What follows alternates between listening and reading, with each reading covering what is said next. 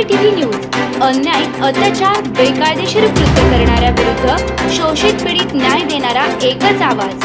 Shivkranti TV Dinbandhu news. संपादक सत्यशोधक शंकरराव लिंगे. 73873780. चपला घालण्याची आपली लायकी नाही या कुडल संगम देवाच्या पादुका असल्याचं सांगत बसवण्णांनी त्या पायात घालण्यास नकार दिला. हरळय्यांची भेट ही बसवय्यांच्या आयुष्यातीलच नाही तर भारताच्या इतिहासातील ही एक महत्त्वाची घटना ठरली. कारण हरळय्यांच्या या चपलांनीच पुढे एका क्रांतीला जन्म दिला. या भेटीचं वर्णन बसवण्णांच्या प्रत्येक चरित्रात सविस्तर येते. त्या प्रत्येक ठिकाणी या दोघांनी एकमेकांना हात जोडून नम्रपणे नमस्कार केल्याचं नोंदवलंय. इतिहास म्हणून तेच योग्य आहे. पण माझ्यासारख्या वारकरी विचारांचा प्रभाव असणाऱ्याला उगाच वाटते की बसवण्णांना बघून हरळय्या त्यांच्या पायाचा पडले असतील. त्यांच्या अभिवादनाचा स्वीकार करत बसवांनीही शरणू शरणार्थी म्हणत तेही हरळय्यांच्या पाया पडले असतील.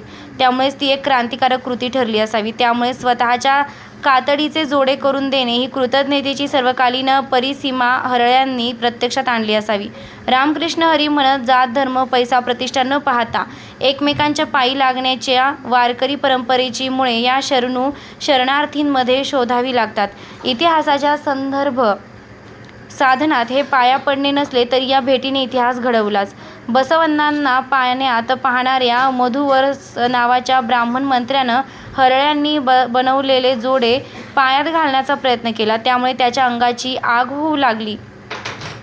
हरळ्यांच्या मोरीतल्या पाण्याने आंघोळ केल्यानंतर ती बरी झाली.